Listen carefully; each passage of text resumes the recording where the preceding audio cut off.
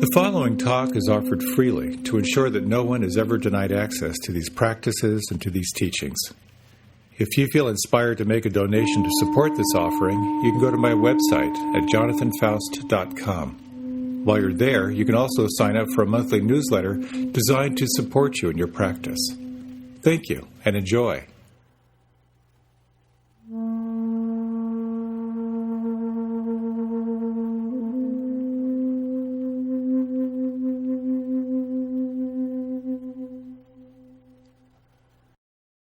Did anyone notice during that meditation about 2/3 of the way through that it went really deep? I'm just curious, anyone notice that? Like it just going, like the bottom of the room fell away.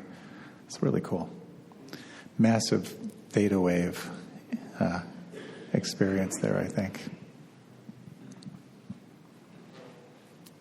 I actually had, back in the ashram days, we had this man who was working with dual binaural beat, a kind of sound technology for shifting brainwave states. And there were a number of us with our guru. I think there were like 12 of us teachers. And we were watching this mandala on a big screen TV. And then we had headphones on with these different alpha theta brainwaves. And I remember sitting there with my headphones on, staring at this TV with a mandala, thinking, I do this for a living? But then I could feel a little bit trancy, and then suddenly it was like the bottom of the room fell away. And then, as he explained, that's when he introduced the theta waves. So it's very interesting when you're meditating. You can begin to sensitize yourself to the internal state. Quite often when you're using concentration practice, your mind has wandered, you bring it back. You're in the beta level of brainwave activity, comparing, judging, figuring things out. But as you start to entrain less on the mind and more on the body, you'll naturally begin to feel the alpha waves. And the alpha waves are the subjective experience is relaxation. And you begin to feel sometimes a little bit trancy. You have a little bit of the hypnagogic stuff going on. The sort of like little dreamlike images will come through. But with that, you're also aware of the field in which thoughts are arising. It's kind of the alpha state. And it's interesting because animals live in the alpha state, which is why it's so cool to hang out with animals. You get very present moment oriented when you're with an animal. But if you stay with it, if you stay with the practice, and again, concentration and relaxation is the key, then you'll feel these theta brainwaves come through. And they're the brainwaves of sleep, but you can experience it consciously. And the subjective experience of sleep, of course, is spatial and temporal distortion. Time and space get distorted or they fall away. And that's when you wake up in the morning, I'm back, and what time is it? But in that same way, when you're in meditation, you can actually be awake but experiencing the theta waves. And that's when you begin to notice the wild stuff. How long have I been meditating? You lose, time gets distorted. Or you can feel lots of curious sensations, like those waves of relaxation, or sometimes like you're floating in space. That's the subjective experience of theta. If you keep going with theta, then you experience what's called whiplash meditation, and that's when you're, or as I like to say, when you're meditating. Have you ever had the experience of meditating and you want to brush something off your shoulder and find out it's the floor? That's a little too far. But it's interesting, when you're right over the edge, when you're beginning to notice the nodding off, what you're needing is a little bit of energy. So to deepen your breath, or turn to sounds a little more stimulating, or open your eyes. Sometimes you can stabilize yourself and be in a very interesting groove for a little while in there. We in the West, we've sort of identified 3 states of consciousness. the waking state and the sleeping state and the dream state. But have you ever had a dream and you were aware you were dreaming it?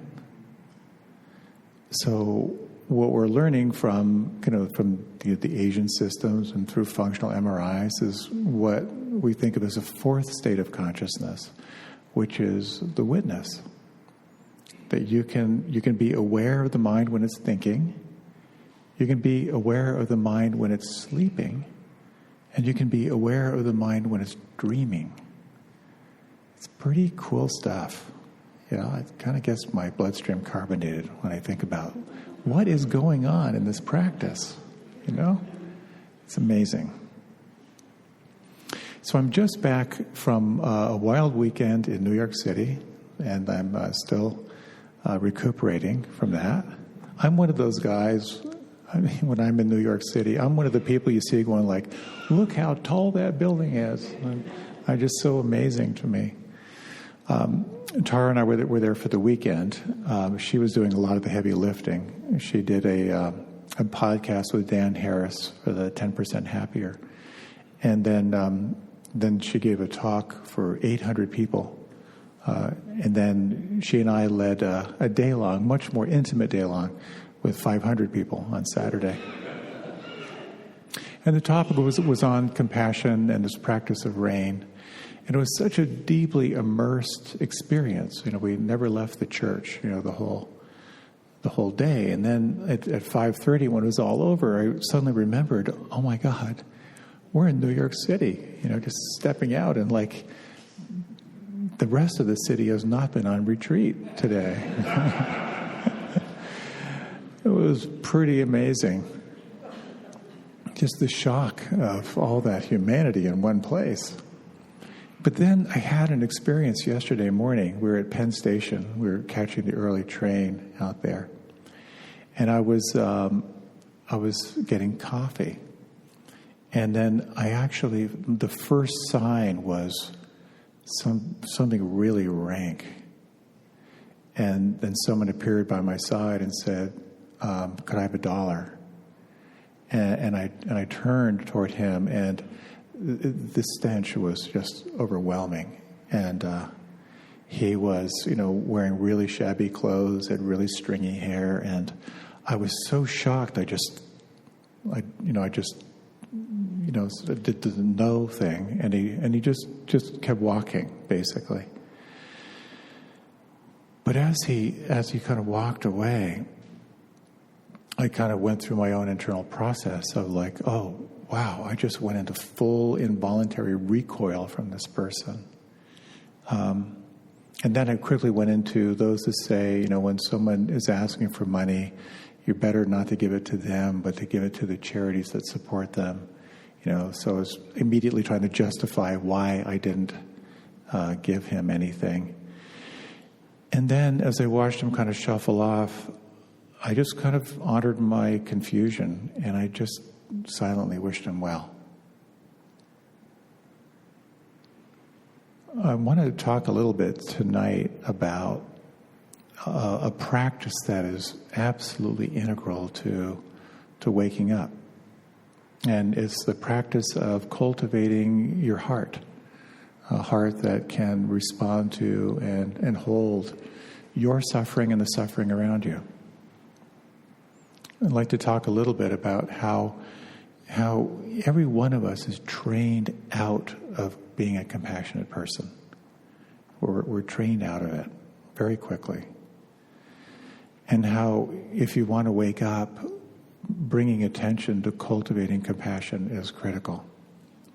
And there are two ways that you practice. One is toward yourself internally, and the second, of course, is externally, what it means to be holding a compassionate heart in the world. And it isn't easy.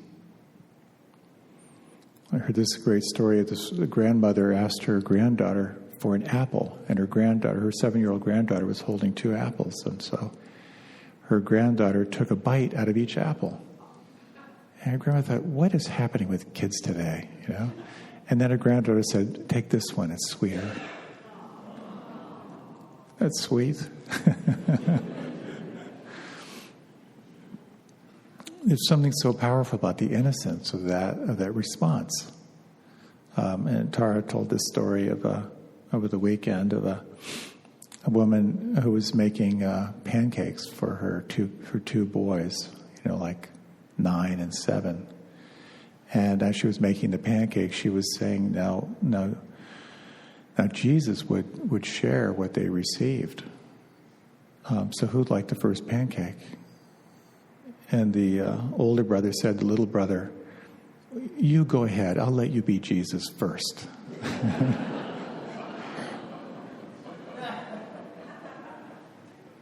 So we have our devious ways around it.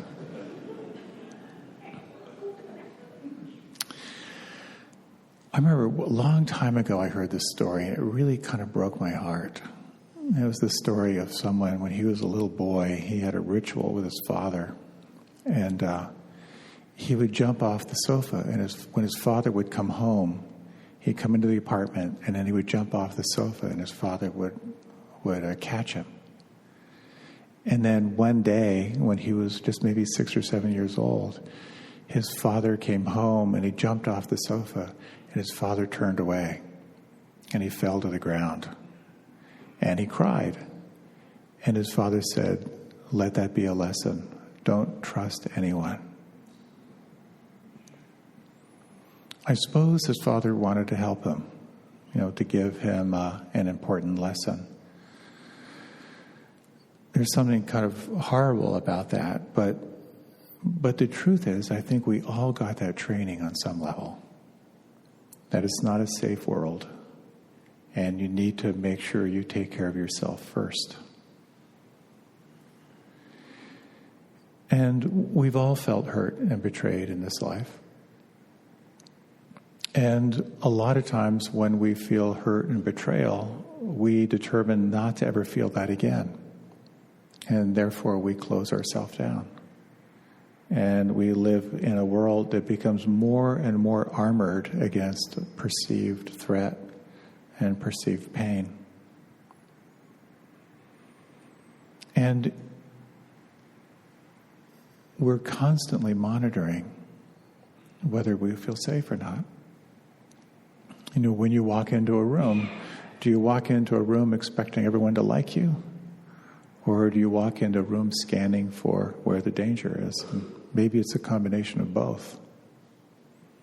But I've noticed this when I was walking, did a lot of walking around New York City, that I pretty much spend a lot of time when I walk in the woods. And the only serious threat out there is ticks. Although once I ran across a rabid raccoon in the woods, and it charged me. And I'm not making this up. It ran up my left leg, jumped off my left shoulder into a tree. The best I could think of is that I just thought, oh, there's a telephone pole I can climb up. But walking in the city, because I'm such a bumpkin, was very aware of just scanning for potential threats. And it's part of what our nervous system does. Part of our consciousness is just scanning. Don't die, don't die, don't die, don't die. And it's important. It keeps us alive. And self-preservation is an instinct that's served our species well for a long time. But it's also impinged our potential. If you feel hurt and betrayed in life and you live your life resolved for that never to happen again, chances are you're not living your life as fully as you could.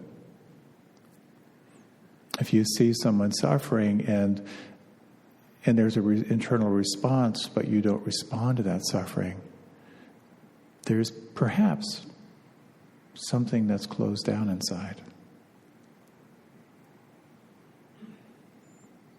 Empathy is the capacity to feel what another person is feeling. And compassion, of course, is the capacity to respond to that. You may know that classic joke of two guys are out hiking and They sit down a log, and a rattlesnake bites one guy on the buttocks. And he's in a huge amount of pain. And his friend takes his phone, he goes off to the side and makes a call to 911. And 911 says, well, you're going to have to do a cross stitch over the cut and suck that venom out. Otherwise, it's going to be a lot of trouble. He goes back to his friend. And his friend says, and he's crying. He goes back to his friend. His friend says, what's wrong? And he said, you're going to die.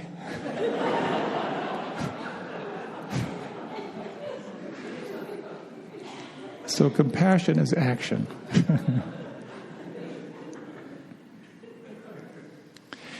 So what does it take to reclaim our nervous system that is shut down against so much internal and external suffering? It requires a really particular shift in consciousness to turn toward the discomfort, to actually turn toward what's between you and feeling happy and feeling free. We talk a lot of this acronym of RAIN. The R is to recognize what's happening. The A is to ask if you can allow it or accept it. The I is to investigate, to really bring it in closer and look more intimately at what's there. And the N is to find a way to nurture what you find with empathy and compassion or kindness. But one of the most powerful ways I know of beginning to kind of deconstruct our way of relating to the world is through this practice of meditation, where you are consciously moving from doing into being, relaxing, paying attention. Inevitably, what arises is something that has been previously unfelt or unseen, as looking for, first of all, looking for your attention, and also looking for a way to be seen and held, that it can be released. Whenever you practice mindfulness meditation, whether it be just sitting at home or on a retreat, you're really creating a kind of a hothouse for transformation. Relaxing, paying attention, calling on non-judging awareness. There's a natural unwinding process that occurs. Your body starts to unwind those deep inner tensions. And it becomes an opportunity to acknowledge and sense and heal whatever wounding may be there. There was once a woman on retreat, in one of our recent retreats, who was really struggling during this meditation retreat to be present. Her mind was all over the place. And part of her struggle, as she was struggling to stay present, was just noticing how much of her struggle in her life was feeling alone. And it particularly was exacerbated because you're in silence when you're on a retreat. There's no one to talk to except for the formal interviews. And so there she was, struggling and feeling alone.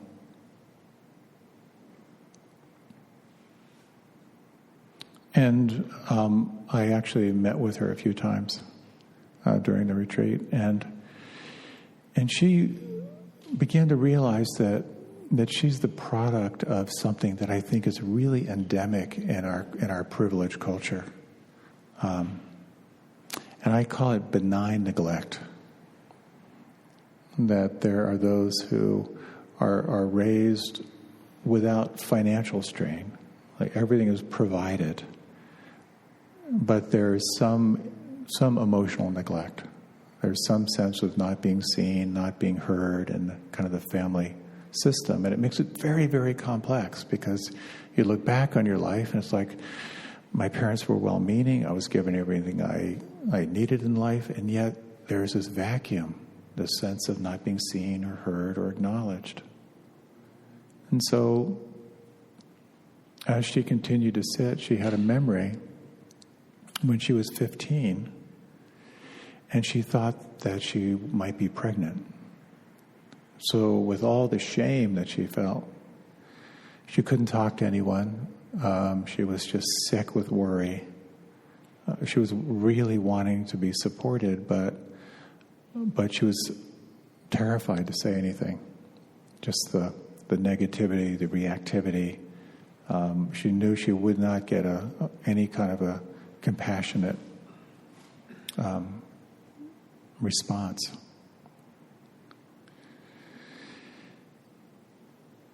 And as she was kind of replaying that memory, and then to her relief, turned out she wasn't pregnant, and it kind of like went away, but the feeling of loneliness really stayed with her, and it got very, very intense during this retreat.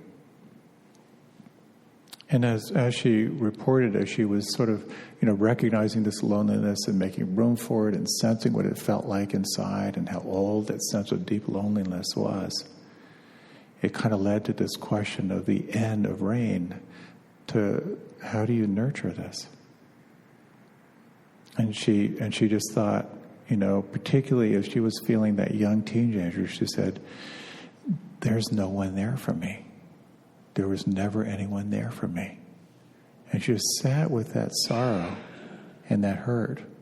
And then a little thought just kind of came up like a bubble. And she thought, can I be there for me?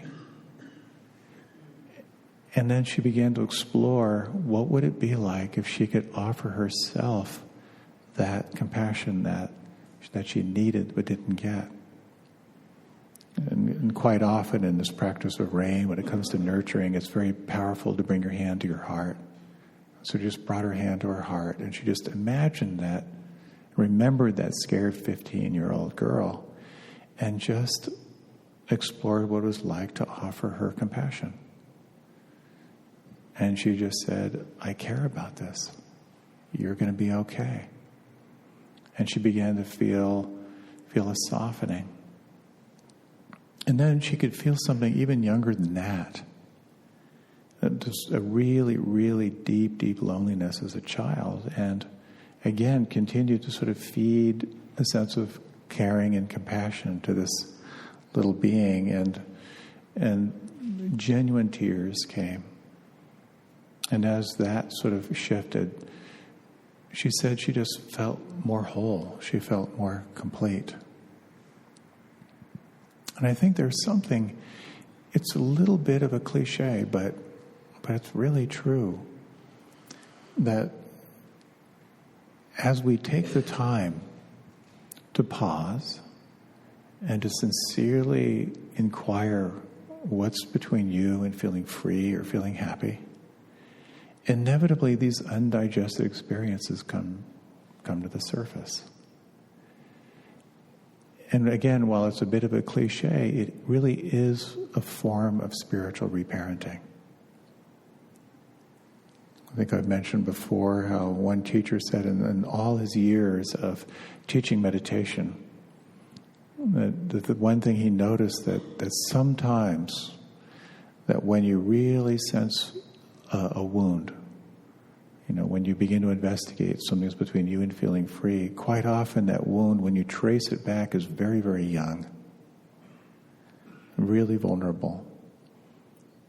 And he said the most direct thing is to imagine you could take that little being and sit that little being on your lap and just sense, what do you need?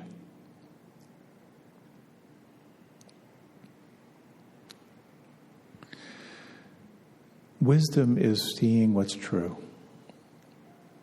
And that's a really important part of this practice. To figure out what's your story, what's your embellishment, what's your preference, and what's real. The second element is, how do you hold what you find? How can you cultivate a heart that can hold it? So, a little Zen pop quiz. If you like, you can close your eyes.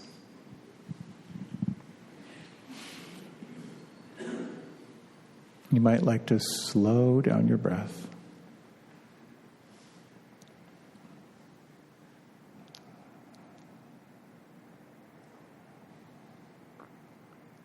And we're going to do just a little experiment here. You might take some time just to reflect on maybe today, or maybe in this last week. Was there an experience or a moment when you may have felt disappointed or hurt or lost?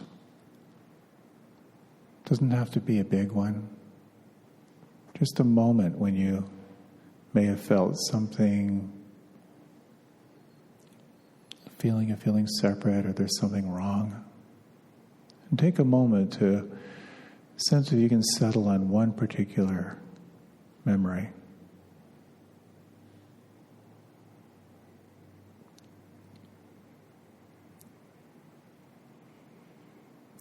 And when you have a sense of it, if it feels okay, if it feels safe, you might just gently bring your hand to your heart.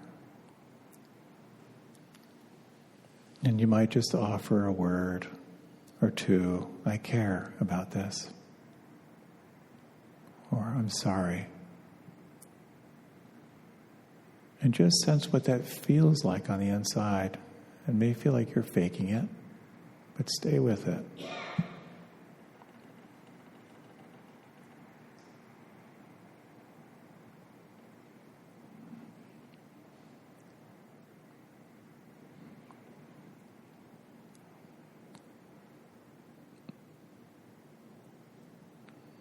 And if you like, you might just gently bring your hand down again, and with your eyes closed, just sense what shifted. Did anything shift in those moments of recognizing and taking a moment to pause and to be with it?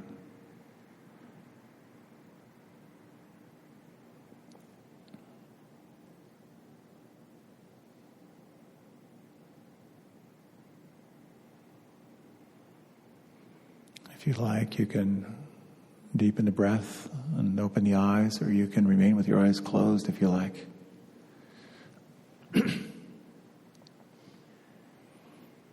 Some meditative traditions really emphasize the wisdom piece. Recognize what is here. Name it. Just name it. Name it, take its power away. Name it, take its power away. Very, very helpful. Other traditions focus a lot on the compassion side, just to explore what it's like to keep the heart open. And I think it's very powerful to recognize the balance, the capacity to name what's real, and the capacity to hold it, to offer it empathy or compassion.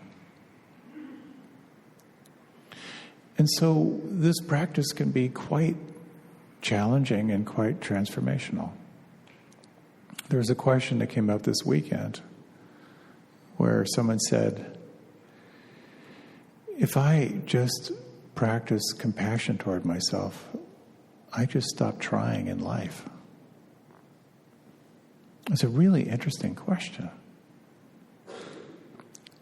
And part of what I wonder is, well, where did she learn this? Where did she learn that and pick up that belief that if I practice compassion, then I'll stop trying? And I thought a little bit about my own conditioning around compassion, and how much it sort of affected me, and I'd like to lead a little reflection for you as well. My mother's family name was Schulholz, and her father's name was Wilhelm Kaiser. That may give you an indication of how important emotions were in my upbringing.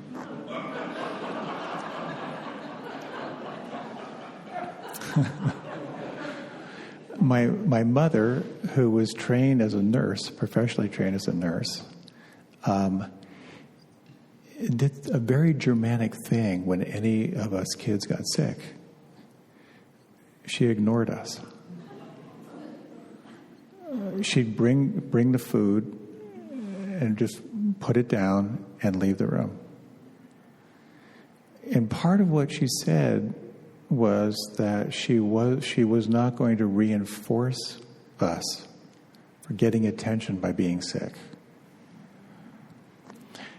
As a kid, I got chronic migraines, like unbelievably, like blink and your whole system goes into overdrive migraines. So I've spent a lot of time alone in pain.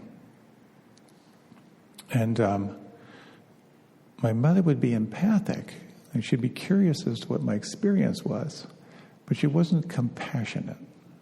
She wasn't doing anything other than bringing me my food. As a result, I kind of watch my health like a hawk. Like I really do not like being sick. And when I do get sick, I look for a rock to crawl under until it's all okay again. And it was very interesting later in my mother's life, when my mother started doing a lot of internal work, she acknowledged that the reason why, she said she was ignoring us not to reinforce, getting sick for attention, but mostly she was just terrified that one of us was going to die, which was a very incredibly brave and powerful thing for her to share and own up to. But we all have experiences like that.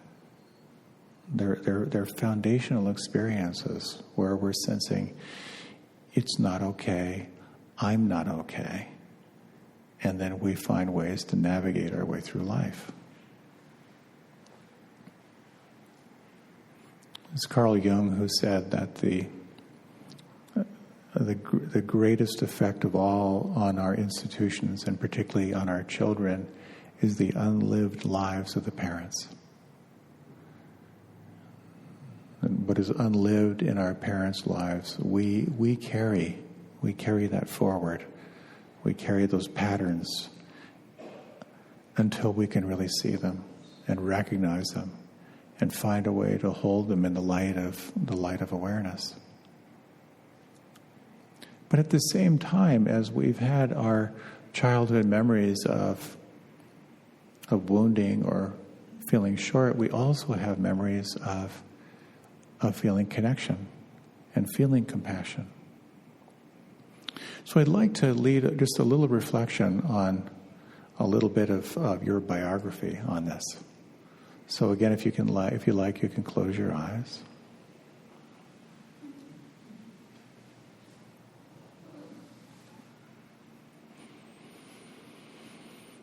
And when you think back,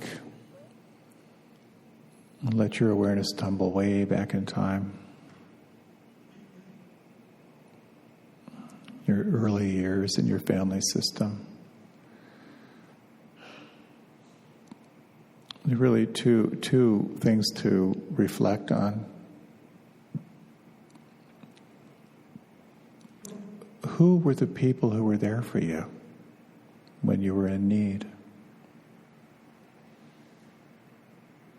How did those around you express their compassion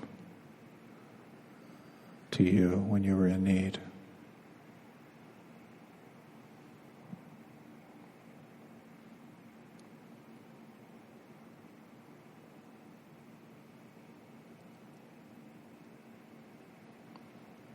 Sensing the ways that you were touched by compassion. But you might also take a few moments to reflect on what was missing.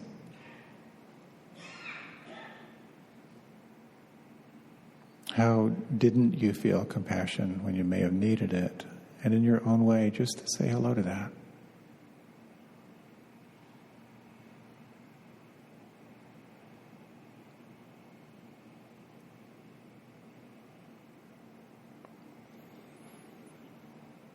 And then if you like, you can deepen your breath. And if you like, you can open your eyes.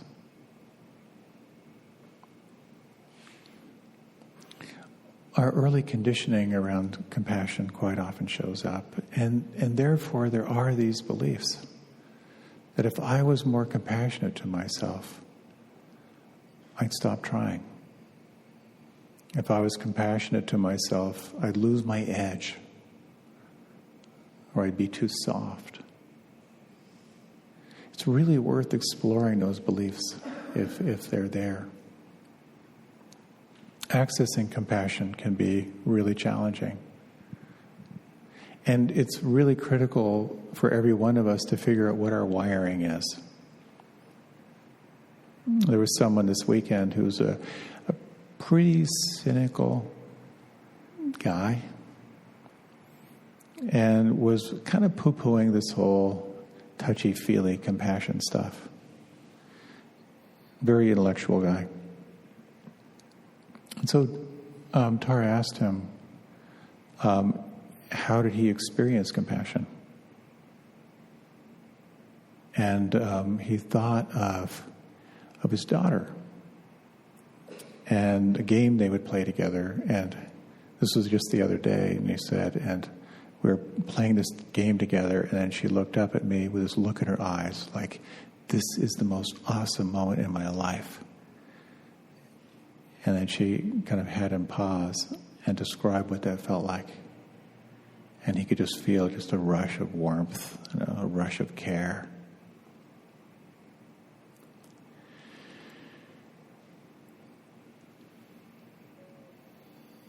It's helpful to recall these moments when you feel compassion, and there's kind of a way of really installing them as a solid memory. As a friend of mine once said, to take a special moment in your life, and then to imagine you're just placing it on the altar of your heart, so you can go back and visit that. And it's interesting how this person went on to then start naming other people in his childhood that made him feel special, where he felt seen. And when you gather these memories and make them really conscious, it can be really helpful, really powerful. So why don't we do another short meditation? Our time is fleeting.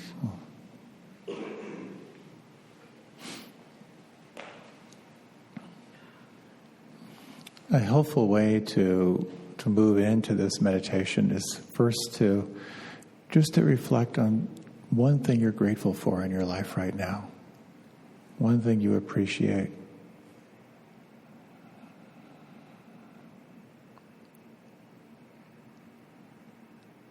And if you can't think of something, you can make something up.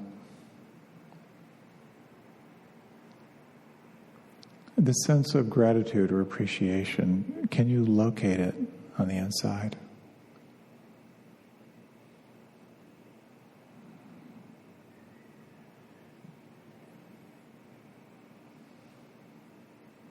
And now, if you would, bring into mind another thing, a very specific thing you feel grateful for and that you appreciate.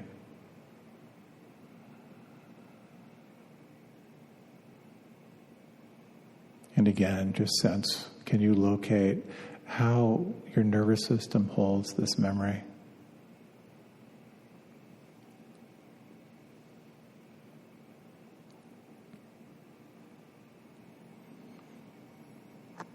And if you can now take some time to think about a memory when you were the recipient of kindness.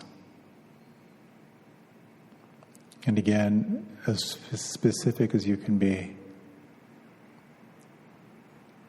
And as you recall what it felt like to be the recipient of kindness, can you locate this on the inside, this feeling?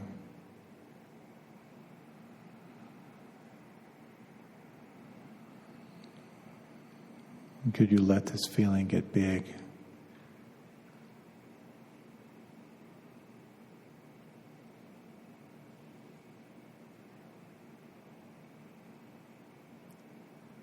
And just sensing here what it feels like to be the receiver, someone who cares.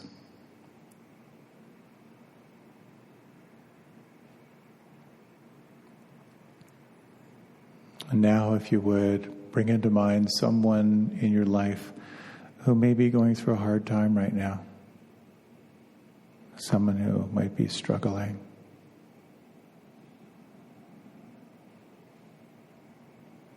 And take a few moments to imagine them.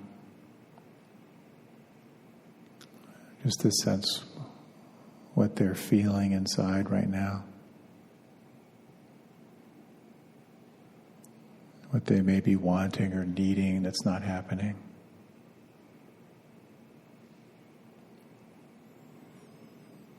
And you might just sense the heart's response to their suffering. And you might, if you like, only if it feels right for you, you might gently bring your hand to your heart.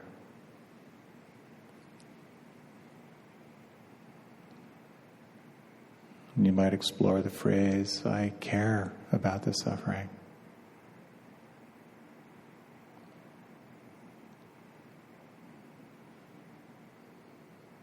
May you feel happy. May you feel safe from inner and outer harm.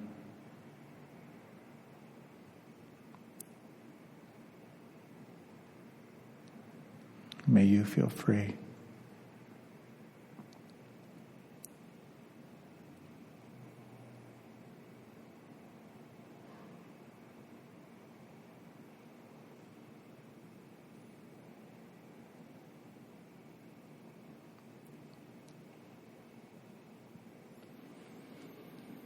And gently deepening the breath.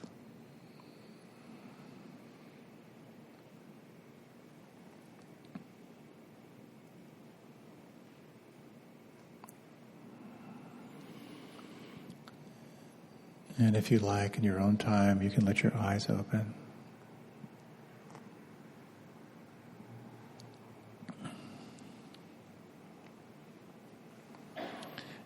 And the Buddha, when he was asked what he taught, famously said, I teach only two things.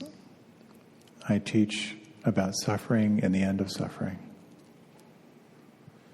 And in its essence, that's what this is all about. It takes tremendous courage to pause and to actively turn toward your internal suffering.